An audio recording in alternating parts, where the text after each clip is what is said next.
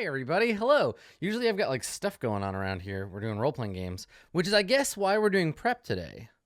I guess that's the thing. I suppose that's why we're here, isn't it?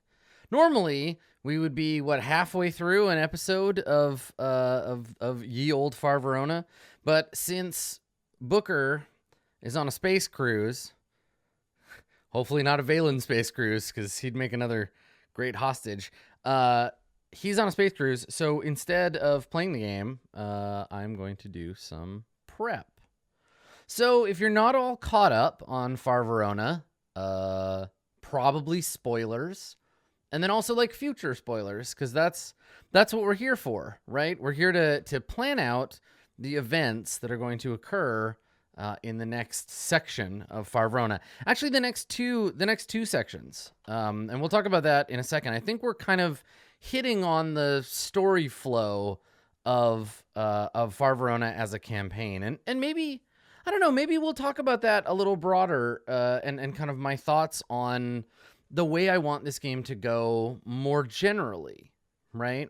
Because whether we're doing this intentionally or not, the show is following a current episodic structure, right? So we're doing this kind of, like, they're long episodes. We've only really had 3. But basically they're in these little arcs of 5 or 6 episodes, 4 or 5 episodes, depending, where they go to a place, they get embroiled in the thing, they resolve the thing, and then they leave. And then they go back to their ship. We have an interstitial, and then we return to a mission. So that's kind of how it's been structured out so far, and I'm sort of enjoying it. Like, I think that's working, and I think that'll probably carry us through what I consider to be season 1. Now, we've done a few missions that kind of show like the religious side of the universe. We've seen some of the synth stuff. We've seen the like kind of cyberpunk gritty, like what happens if the Empire isn't around thing. I've like threatened the Empire from outside with a couple of missions, and I think what I really need to do to start leaning into the finale of, I imagine we're about halfway through what I consider season 1, and if I want to arc towards the finale of season 1, I gotta start talking about the ongoing conflict, right? So like, we'll talk about the inciting factors for this, but the ramp up towards the war between the STO and the Empire, right? We need to ramp up to that.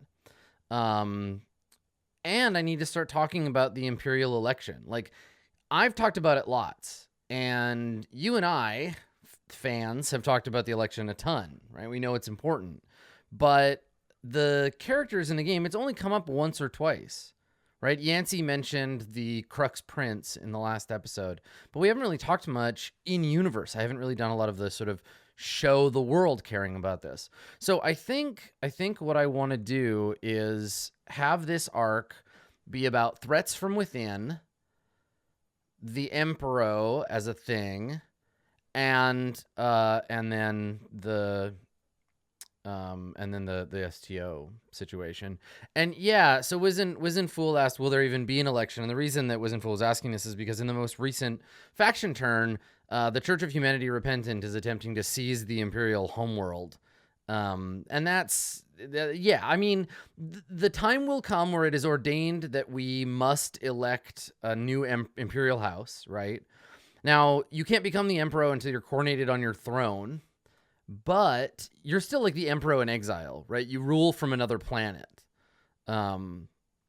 So yeah, we'll have to talk about that, and that'll kind of come up in the game, and all of that. So my goal right now is to continue to expound on the themes that we talked about in the very, very first Far Verona prep stream, right? Continue to discuss that and illustrate those themes, at least for the rest of the first season, and then kind of work our way towards the interstitial in between adventures and the last bit, right? The kind of Imperial stuff. So I need a location, I need people, I need a problem. We need to dig through all of the stuff that the random sector generator has given us in terms of bits and pieces that we can use to make up this next arc. So what I always do when I start, and let me jump over to my Google Doc here. What I always do when I start is in my docs, I take a look back at the very first prep, because this was my campaign prep. And this is where we talked about the overarching goal. What does that look like? Themes and concepts, and then how we kind of check in. So I check in with my original concepts, and I try to find things that I can use to illustrate those concepts and themes. So I'm going to be taking some notes just on my iPad while I look at this, and then I'll apply these notes to a more formalized structure once we have an idea. So to review, let me just make a note here. Far Verona, and we're like episode 20, right? Episode 20 plus prep. Okay, episode 20 plus prep. Maybe on a future stream I'll find a way to like window my iPad notes. Okay, so let's talk about what our goals are for the campaign at large and how we can continue to reinforce those. So the premise of the game is House Crux employs assets to patrol and maintain the rule of law throughout the systems of the Empire and beyond. You are a part of one of those asset teams led by the captain of your ship. Your mandate is to bring justice to those who would shirk imperial law. Okay, yeah, that seems reasonable, right? We're still on board with that. That's still the overarching goal and premise. Now, when we get into season 2, there is a possibility that this might change, right? That the players might go rogue, they might become something else. The game could be about something that isn't this, but this is our current structural sort of plot for the game. So let's look and see what kinds of stuff we have and haven't done. These are our jobs that the PCs kind of have got in front of them. And we brainstormed this. This isn't by any means an exhaustive list. So we talked about hunting down synths and retiring them, hunting down and bringing to justice members of the former House Cygnus, tax evasion, right? Busting tax evaders for House Eridani, retrieving stolen Imperial property, negotiating hostage release, investigating missing persons, which we did some of, securing Imperial assets, repossession, protecting diplomats and other Imperial VIPs, rooting out and arresting political agitators. We're doing one of those now. Liaising with local militia for enforcement and training. We've seen a little bit of that. Enforcing the non-human peace treaty. I don't really want to bring aliens in right now, but it's certainly possible. Working with Prism, Trillion, and Acre to protect intellectual property law, right? This is the fighting the other kind of piracy. Taking on Imperial bounty or privateer contracts. Maltech violations on behalf of or because of Triangulum. Investigating generalized corruption in the Empire. And then securing illicit or rogue psychic assets, right? And we added prisoner transport as kind of a last one. So what kinds of themes or what kinds of actions do we think would be good to shine a light on the Empire, its internal stuff, right? Like mostly nobles, some corporate bigwigs, probably like a deathless general or two. You know, like the idea here that they're investigating something on the inside. This is more of an IA mission than it is like a military police type of a deal. So I think I'm thinking, yeah, like corruption investigation, right? So investigate corruption. The tax evasion one, right? Tax evasion is certainly an option.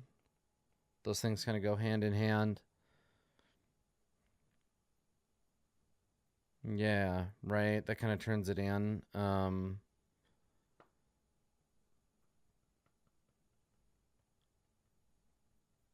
Yeah, I like that. And we'll talk about the when we get there, about kind of where in the timeline this is.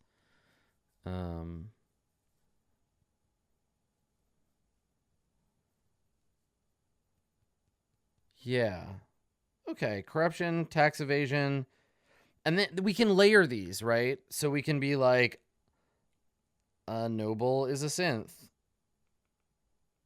as a confusion, an additional complication. Or like, a noble is hiding a Cygnus. right? So this idea of there being some other additional layer of complication. Okay, so here let's go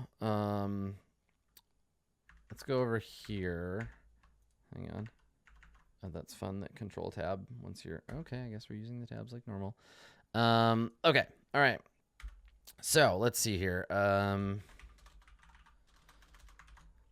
So post mission ship related interstitial, and I'll come back to this because I want to hint at the next mission during the interstitial.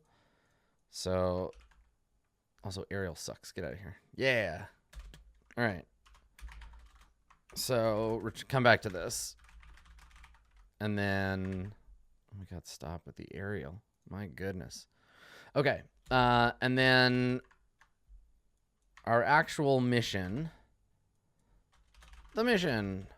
Okay. So this mission is going to be type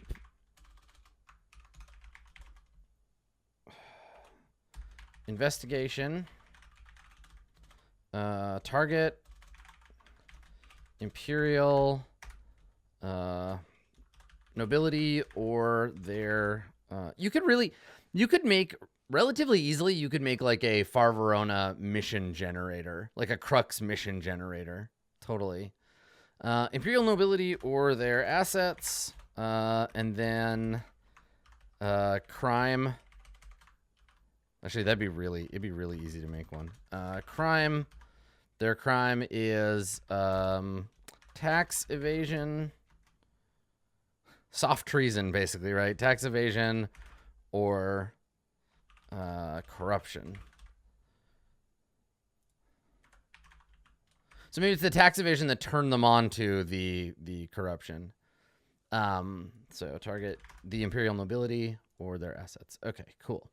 And then location, a core Imperial world. I haven't decided which one, but like a core Imperial homeworld. It'll be someone's. If we want to get really spicy, we'll put it on Dio Mikado. So when does this take place? It'll be after the denouncement of Acre by House Crux, right? And then before the so this is the thing. Let me look at the Far Verona wiki. I'm trying to get a timeline of all the activities that occur in the faction turn, and I'm because I want to set things in the right place. So let me see if such a thing exists. Let's see. Timeline, faction turn. So this is like various fluff for people's faction turns. Yeah, there isn't really yet. Yeah, I asked the wiki team to put something together, but it's a big undertaking. Basically, okay, so my plan, I guess, is that it takes place during the Acre announcement period. So after the announcement of Acre by House Crux, I guess my question is, does anybody remember did Acre land their Space Marines on Dio Mikado before or after the House Crux declared them illegal? It was after. Okay, cool. So before the landing of the Acre Space Marines on Dio. So that might well be the boundary events, right? So House Crux denounces Acre. We go do a thing.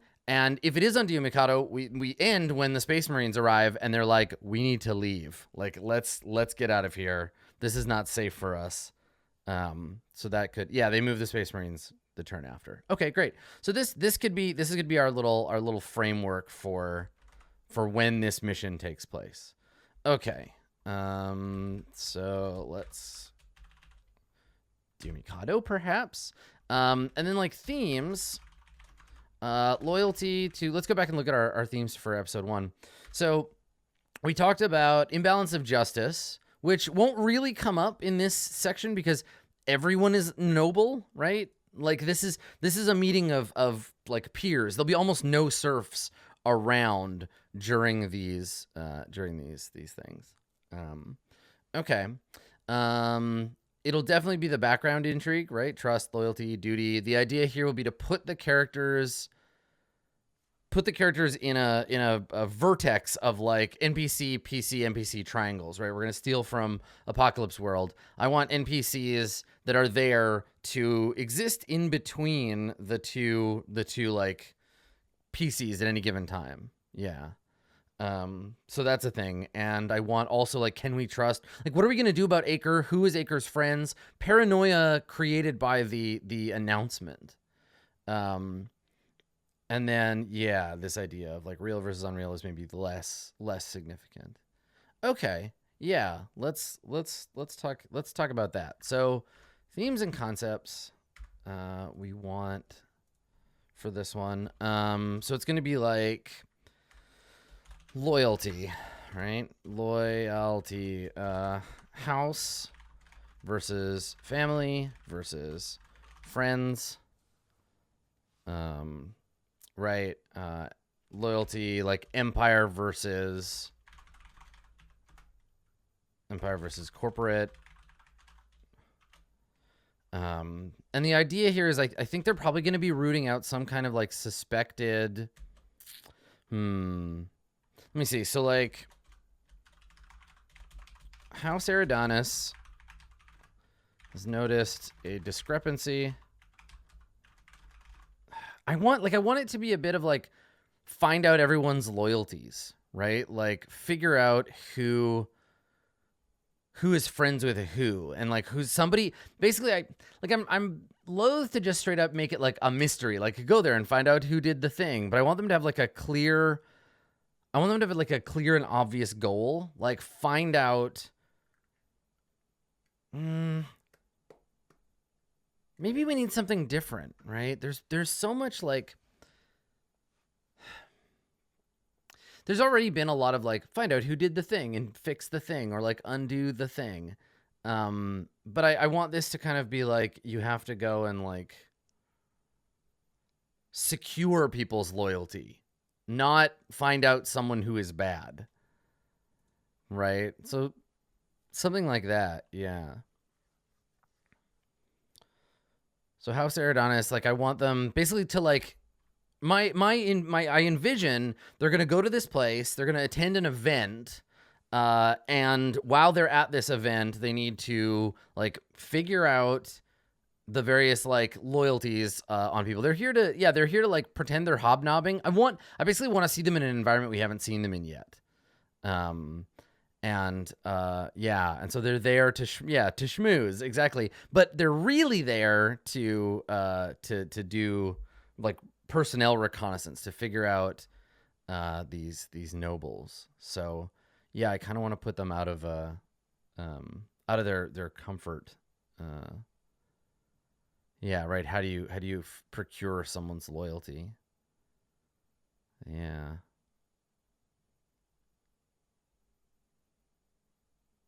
Is it someone as a traitor at the party situation? I feel like it's more like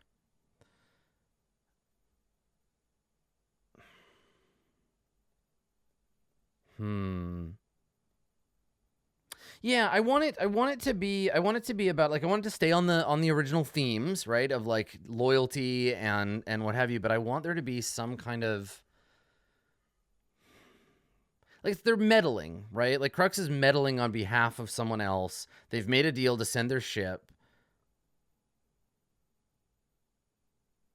Okay, so Acre moved the Space Marines on the same turn as the announcement. Acre went before Crux. Okay, that's fine.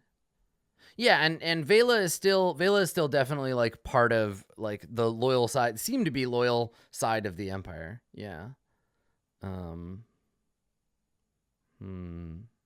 I don't want it to be about the CHR because then it'll just be about like stamping out. Maybe they have to make a contact. They have to pick someone. Yeah. No, that's cool. So like the PCs on behalf of the ship have to make a contact on whatever planet. Have to make a contact on world to like pick someone to back. Maybe there's some kind of like power struggle. Okay. I have to back someone in a local power struggle, but House Crux hasn't decided who to get intelligence, make the choice for Yancey, basically, and like pass it to Yancey along with their suggestions. So like the idea here is they're vetting someone. They're checking out a group of people in a certain environment to figure out who to like back up. And this is the result of, so these people have to be, let's see, the options have to be connected to the STO Imperial conflict and the recent Acre denouncement. It's about that, which is what ties, it's what ties the Acre announcement and all of this, like ties the PCs to it.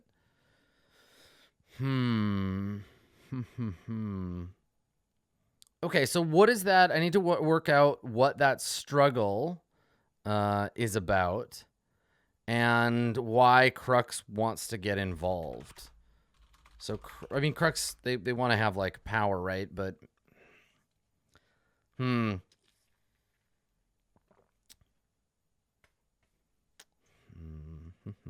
right, Crux always just wants to be involved. Yeah.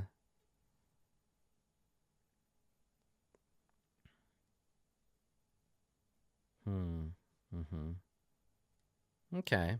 Yeah. So it's like, yeah, it's a betting on the right horse situation. Totally. Maybe there's something like,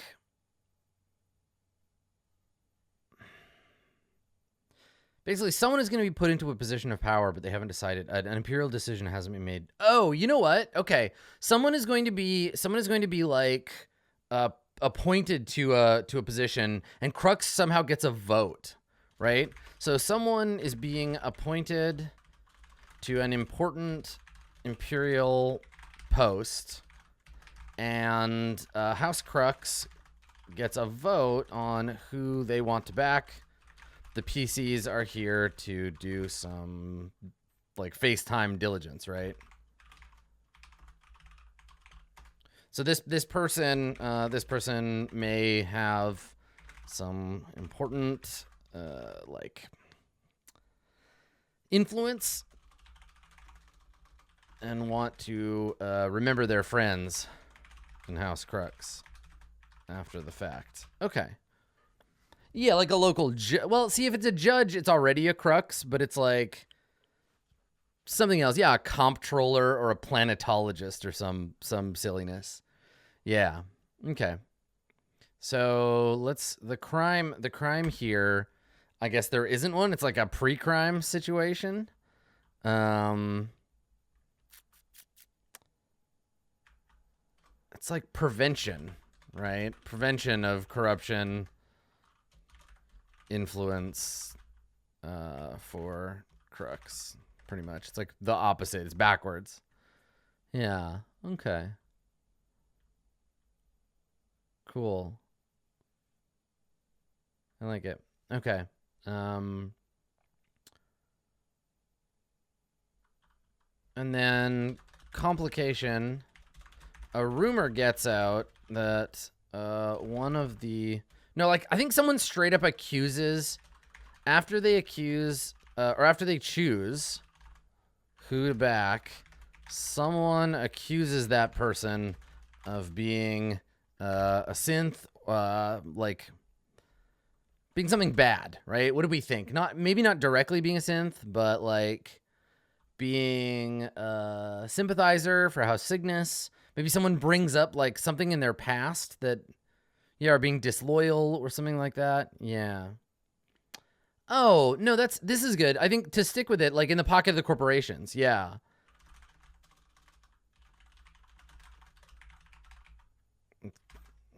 Essentially accusing them of like conspiracy to commit treason.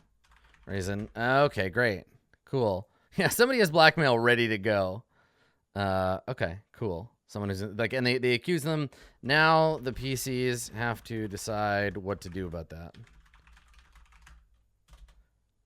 Trilliant isn't a part of the Empire yet at this point, in the sense that it's still an it's not a crown corporation, right? It hasn't joined the Imperial board. So yeah, right now when I say the corporates, I mean usually like in this case it'll be Acre. Acre will be the actual accusation. Yeah.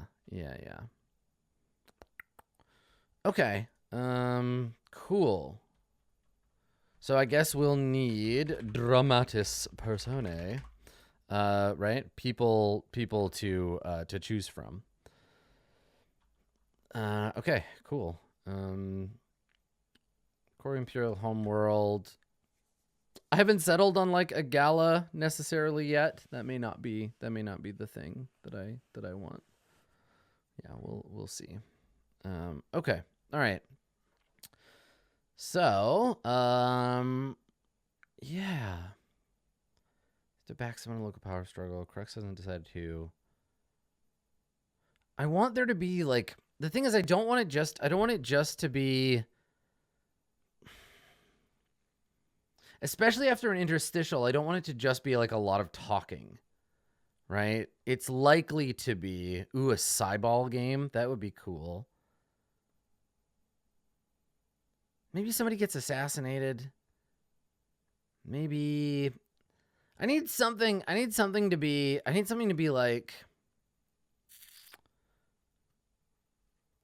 a bang. There needs to be some kind of like event, some kind of like thing that, and I don't want it to be the UPC. I don't want it to be the like Red Dogs. I don't want it to be like, I don't want it to be like something outside. Remember, this is all internal.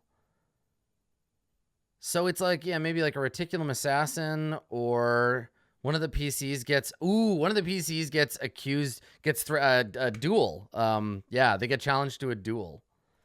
At some point, when a PC offends someone, they're challenged to a duel because somebody's going to be pissed at them asking around. Yeah. Okay. Cool.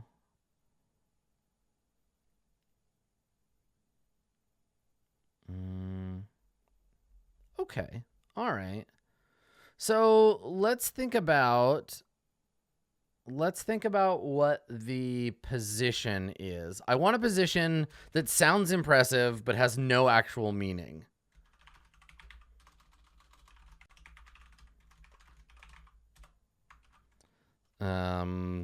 One of the NPCs is going to get Crux backing, and as a result, win the position because the PCs here are fundamentally choosing. One of the NPCs is going to get Crux backing to become... It can't be, yeah, like chair of the Committee on Imperial Trade Regulation. Exactly, yeah, right? Some kind of like random, important sounding, like noble title.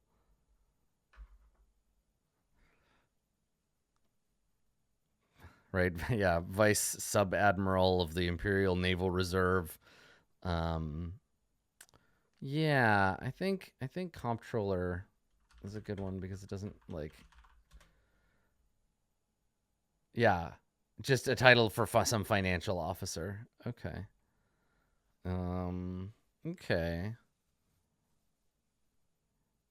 Counselor of Imperial... Comptroller of Imperial Requisitions is pretty good. Oh my god, Exchequer is good too. Let's go with Comptroller because it's such a silly sounding title. Comptroller of Imperial Requisitions, and like they're getting a job to be like the Comptroller of Imperial Requisitions, but like specifically as related to like corporate oversight. Ooh, there we go. So Comptroller of Imperial Corporate Oversight. So they're the ones who are responsible for making sure the STO doesn't get out of hand. Guess what? They fail. But yeah, it'll be their job to like oversee the corporations. And this meeting or whatever, this business is happening because of the accusation by Acre, right? They're like, we have to pick someone. We have to assign somebody this role. We make up the job. And Eridanus, a recently created title made by House Eridanus as a response to the growing, the increasingly brazen efforts of the so-called sector trade organization. Okay, cool. There you go. So this will be a person whose job is to like oversee this STO. I don't know, maybe they get assassinated. I don't know. Things with them we'll find out later. Cool. Okay. So now I just need people and what they want. Yeah, and we'll dig in there. So let's see. We need how many? What do you think? 5 options? Does 5 options sound good? Yeah, and then we got to figure out a place to have this.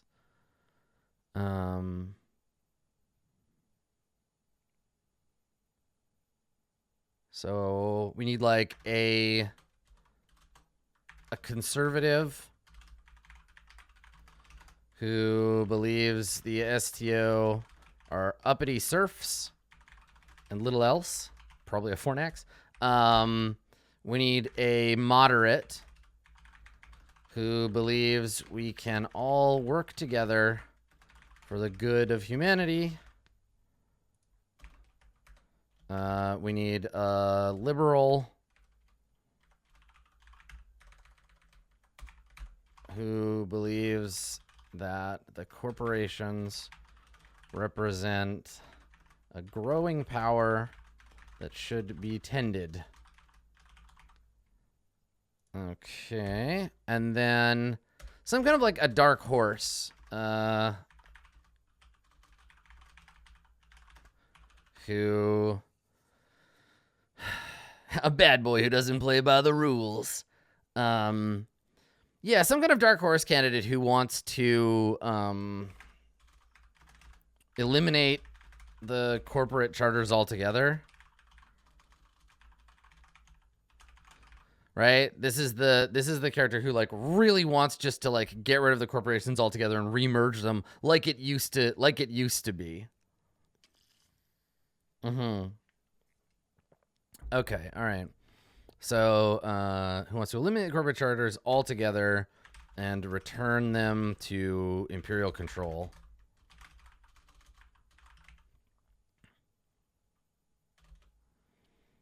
Cool. All right. So these are our base options. I guess these are like the choices.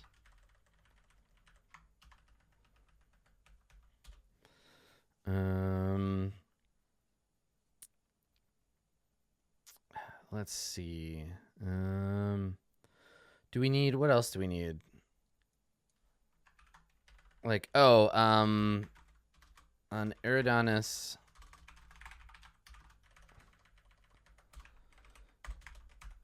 attaché and liaison to the party.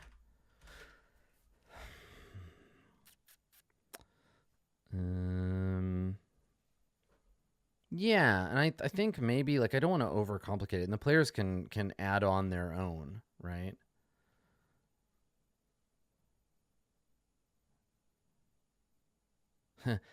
Not so much representatives of Acre. At this point, Acre would not be invited to this meeting. Yeah, maybe someone from Prism first. Because they're still trying to feel out like who's on what side at this point. Yeah. Yeah, I saw that. House Triangulum denounces Acre and Prism. That's all just part of the larger thing. Okay. So, yeah, Vela are definitely still nobles for sure. Yeah, some kind of corporate rep, right? Yeah, and I think a Prism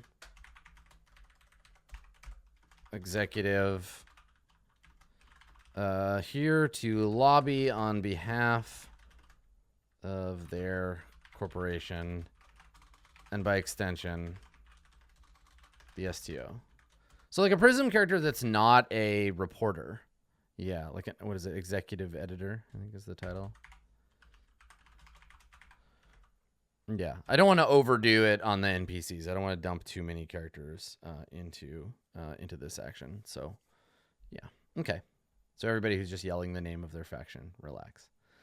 Okay, cool. I think this takes place in Imperial Prime, right? I think we just straight up, right? It just has to be. It has to be Imperial Prime. Yeah. Because that's like the place you would do these things. Might as well go big, right? We'll take it home. Imperial Prime, Eridanis, like sector, because they're hosting the thing. But yeah, okay, cool. Imperial Prime, Eridanis sector. Okay, cool. All right. So let's figure out who these people are. I think we have our conservative, who is just like, I would handle them firmly. Like they are allowed to exist, but I would firmly like I would work out deals just for us, right? We would not treat them as equals or fairly. There's a moderate who is like, listen, things have been going okay. There's no reason for this to get out of hand. Let's continue being buds. Now this doesn't necessarily have to be a militant house, right? Like if it were a Crux, there'd be no question. We would just back our own guy. But this is somebody, it's just somebody who believes Imperial Empire shit is like the realist. So the moderate who thinks like, listen, we can work this out. There's a liberal who is like, it's too late and we must grow past this thing. The corporates are our allies. They feed the empire. We can take care of them. We just need to work together. Right? They're still like kids, right? These are all Imperial people. And then we have our last one, our candidate, who is just like, fuck them. We should destroy them. How dare they? How dare they speak up to us that way? So yeah, maybe.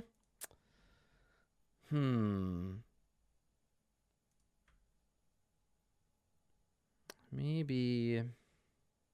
I mean, the Vela is probably the easiest to. The Vela is probably the easiest to drop in here, right? Because this, right? The liberal that believes the corporates represent a growing power that should be tended. This feels to me like the Valen. Yeah. So let's go Vela something. And then our moderate, yeah, probably. Who haven't we seen? Let's maybe Triangulum. Maybe Triangulum for moderate, who's like, look, there's no reason for us to like go too far in either direction. Let's make something. Let's be smart here. Yeah. Okay. Triangulum. Somebody or other. Our conservative, I think, is. I don't know. I think Fornax is one of these. Fornax is either the conservative or the dark horse. Yeah, maybe Fornax, somebody or other. I think we were pretty clear on that one to begin with. Yeah.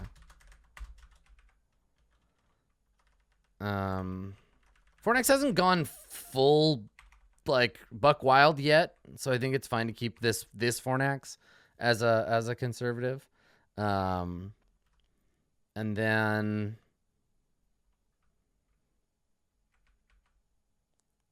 yeah, maybe an Aquila here because of the situation. Right. Fired up by the presence of Acre Marines on Dio Mikado. And like that lets us fix this slight timeline hiccup. So this is not before the landing. This is before they attack. There we go. Perfect. Yeah, that makes sense. Okay, cool. And then yeah, these guys would have like their own friends and like allies on Prime, right? There's nobles all over that place. Okay, an Eridanus attaché and liaison to the party, Prism executive officer. Here to lobby on behalf of their corporation. Cool. Okay. So let's see. Let me pop open my old name generator here. Let's see. All right. I need a random surname, and I need some Amelie Alexander. Wow, that's a good name. Okay, I'm just gonna write down some names, then we'll assign them to people. Alexander. That's confusing because it's her family name is Alexander, and Amelie is her first name, so she would be like Fornax Alexander Amelie. That's fine. I'm into it. Okay. Let's see. Random names. Vladimir Dingle.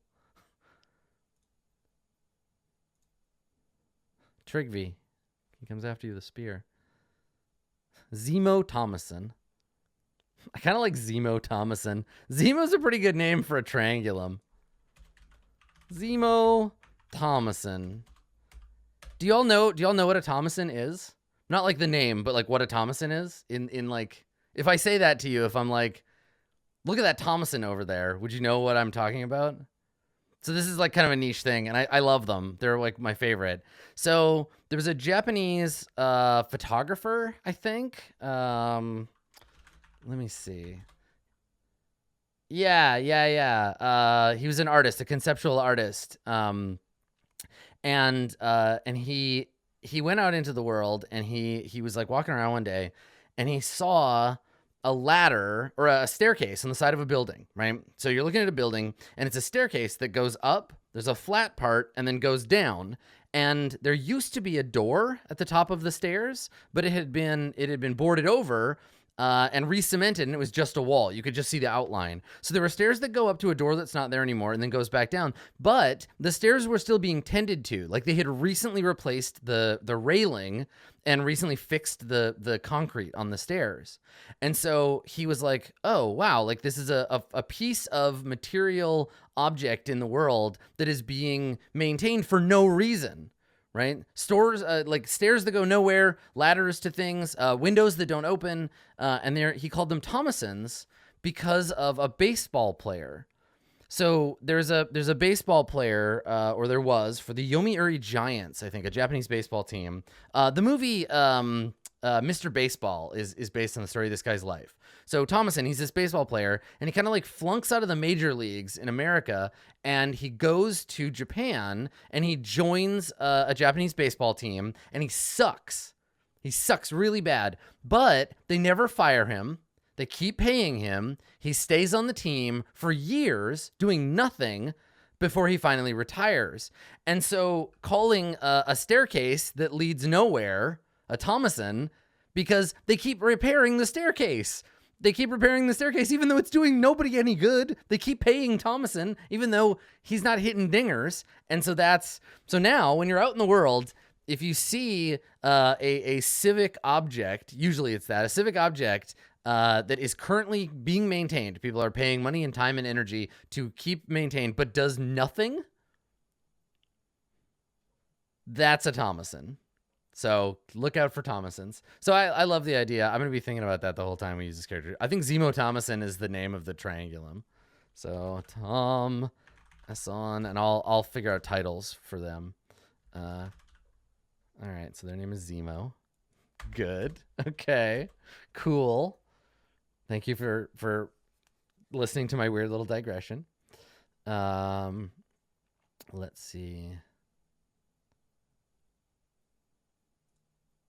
What are some good names? Cassandra Tyndall. That's a good name.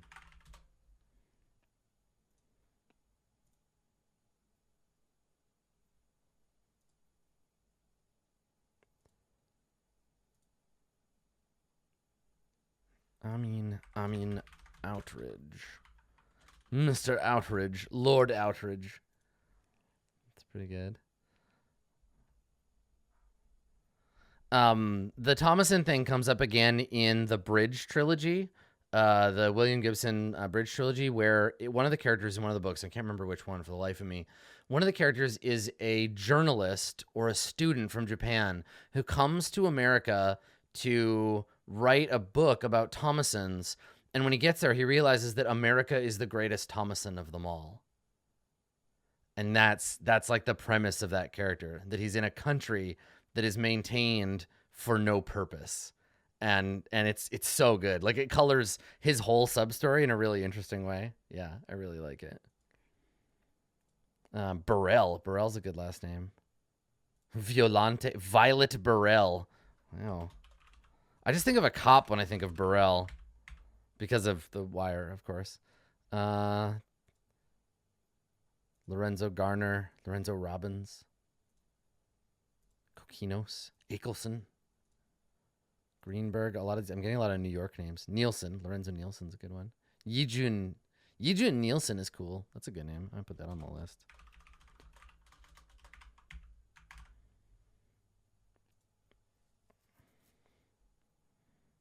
Okay, cool.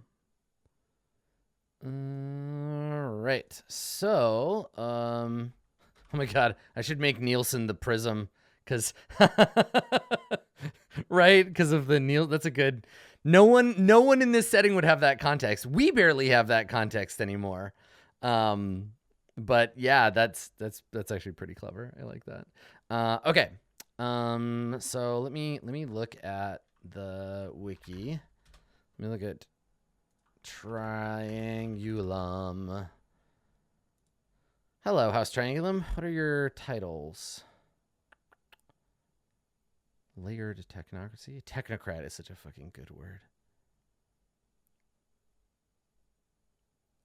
Marriage. It's under culture specifically. Okay. Let's take a look. Yeah, that's where I was. Okay. Main article, Triangulum culture. Here we go. Okay, House Triangulum.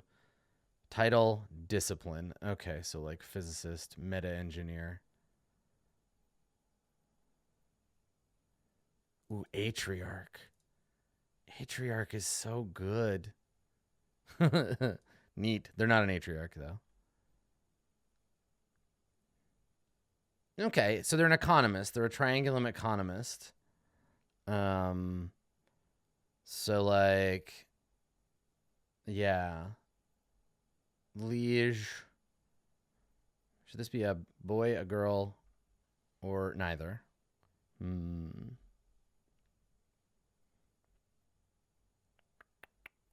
I think...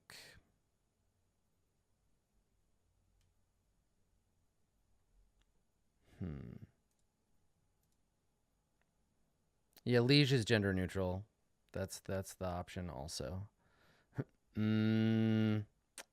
Let's say we'll go with liege for right now. So it's y'all just use the triangle as a stand-in in your titles. So you don't have to write the whole thing, right? Liege economist. Thomason Zemo, a moderate who believes we can all work together for the good of humanity. That's great. That's a good name. Liege economist Thomason Zemo. Okay, great. Our Prism executive editor is Eugen Nielsen. So there we go. And I think there's a hyphen here, Liege economist, like Lord Captain. Okay, Eugen Nielsen, Prism executive editor. Cassandra Tyndall. Let's make her the Aquila. So let's go look at Aquilan titles. Aquilan naming conventions. Thank you. Okay. These are all fighter types. This is the structure of command. Jesus, y'all did some work. This is awesome. Let's see. She's not a vehicle. Here we go. Nobility titles. Oh, Pro Magistrate. That's kind of neat. I like that one. Unlanded noble with the only rank. Ducks. I have no idea how to pronounce this, but yeah, something like this. Aedial? Stupid old Romans. Adelae? Quaestor? Pro Magistrate? Aedial. Or Adile? Latin. I'll look it up. Okay, so. Oops. Here we go. Adile. Yeah, ducks. Yeah, DUX is ducks, not dukes. Yep. Old-timey Romans. Adile. Okay. Adile Aquila Cassandra Tyndall. She's a firebrand. She's like, no, fuck the corporates. These uppity nerds. Let's smash them because they have their Marines on Mikado. She's here for a personal reason, right? Like, she's all fired up because she's come to, like, someone needs to take this seriously, and it has to be me because you won't, because they're on my homeworld. Yeah. Okay. Okay. I mean Outridge. Mr. Outridge. Who should... Is Yijun a masculine or a feminine name? Yijun. Yijun is a Chinese... Oh, masculine and feminine. Perfect. Okay. Well, I'll decide at the last minute then. No, Acre is not invited to this meeting. Fuck no. They've just been accused of treason. This is a meeting about them, not for them to attend. Add her to the murder lesbian list. I mean... Shut up. Get out of here. You don't know me. Okay. So let's see. Violet. Let's make Outridge the Valen. So let's see Valen naming conventions. Valen titles. Here we go.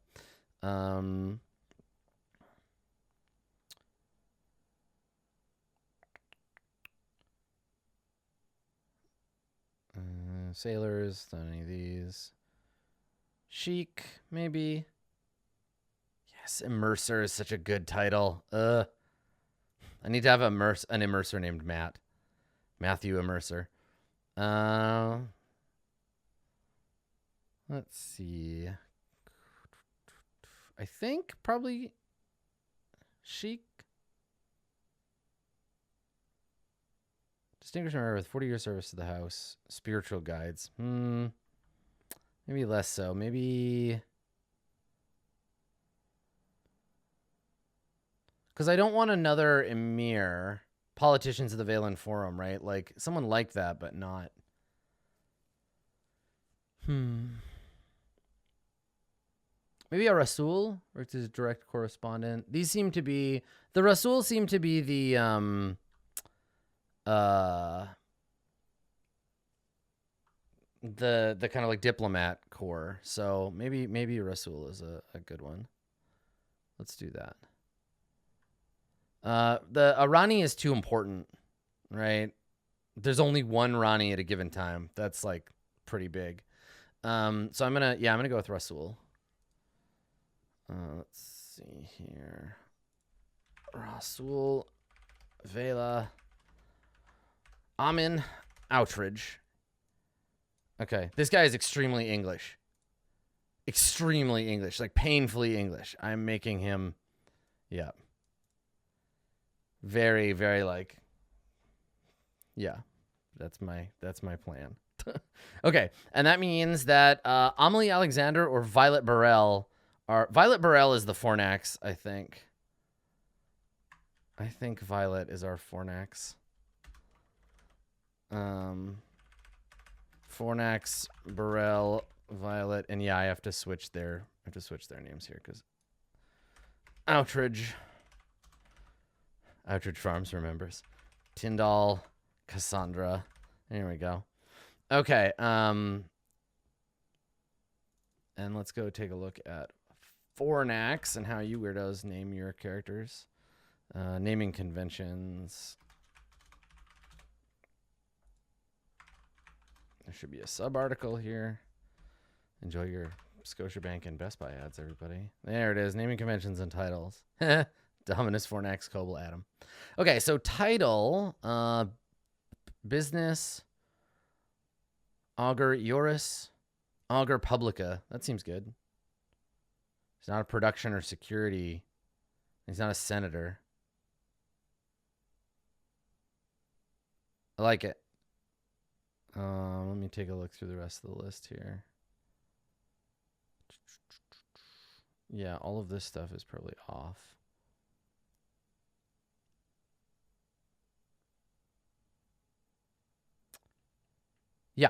Yeah, I'm gonna do that. I'm gonna go with Augur Iuris. So they are a lawyer.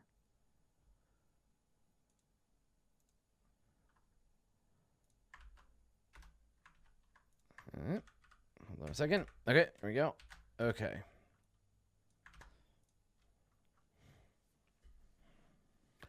Augur Iuris Fornax Burrell Violet. A conservative believes the ST are uppity serfs and little else. Liege economist Thomason Zemo, a moderate who believes we can all work together for the good of humanity. Rasul, that should be an L. Rasul Vela Outridge Amin, who believes corporates are a growing power that should be tended to. Adil Aquila Tyndall Cassandra, who wants to eliminate the corporate charters altogether and return them to imperial control. They're the worst. Okay, cool. And then lastly, Amelie Alexander. And actually, I think I'm going to switch these. I'm going to make him Alexander because we don't have enough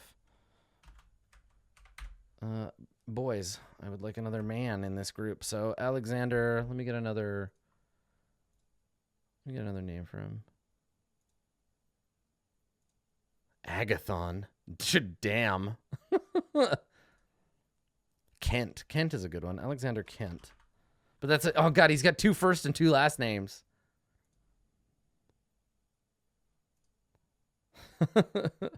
So good, they named him twice. Alexander.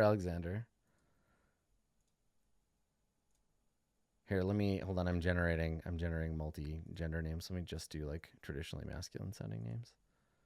Kartik, Nikolai, Renato, Indrajit. Indrajit is cool. That's a good name. Meshulam, Deepak, Kunala, Elmo George Van Pate, Espen. Ooh, Espen's good. I like Espen. That sounds fancy. Let's see what Espen as a what origin is that? Espen name origin. It's like Finnish.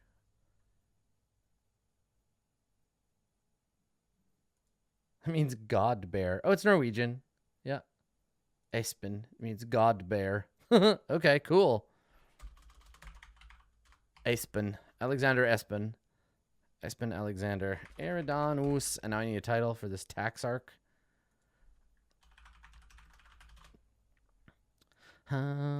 Eridanus. Let's see. Viscount? Count? Whoever decided that Count was like the middle like thing. Oh man. It's so good. Whoever decided that as a title. It's so good. Where do you have your list of titles? Friends. It's under governance. Oh, thank you. There it is.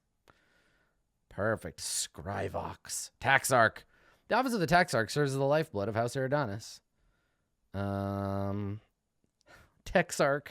Right? Technical. I love it. It's so good. Exchequer. Collecting taxes from Eridani and Imperial citizens at large.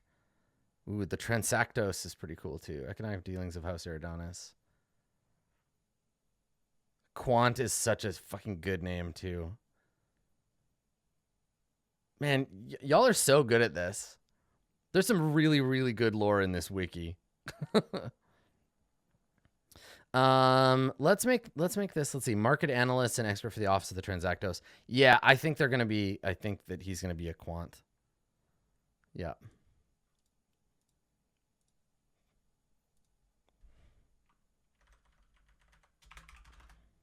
So quant. Okay, there we go.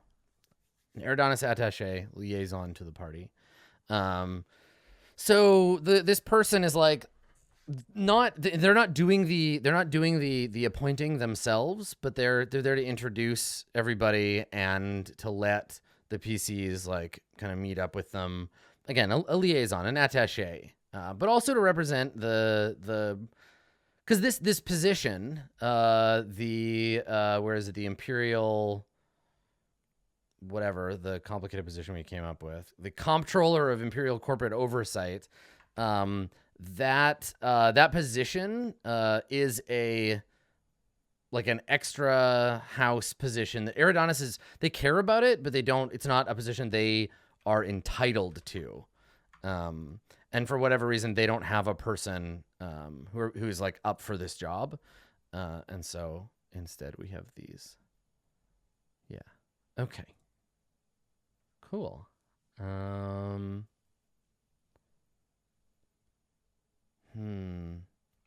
Okay. I like it. I think that should be enough to get started anyway, right? Because these are all characters that they're going to be able. Again, I'm trying to kind of like dogs in the vineyard this thing and think about like why the PCs are there and what like chaos they're going to get involved in. And I think probably if the characters if they didn't show up, then probably knowing what we know about the universe, the Vela would win, and the position's failure would definitely lead to like the STO, right? Like obviously the STO is already happening, but that the whole thing that happened to House Vela and their path to the Velan ascendancy, this character would become a part of that, because they would intentionally leave. They do a bad job of corporate oversight on purpose, for the sake of their allies. If the Vela were put in charge. Okay, cool. Let's come up with some like a secret about them. Or let's do the three things, right? Let's do the three things about these characters. So I'll give them their genders here, and then we'll just make up the three important things to introduce the characters. He, him, she, her, he, him, and then Yijun. I think Yijun, I'm tempted, I think maybe they, them for Yijun. Yeah. Okay, cool.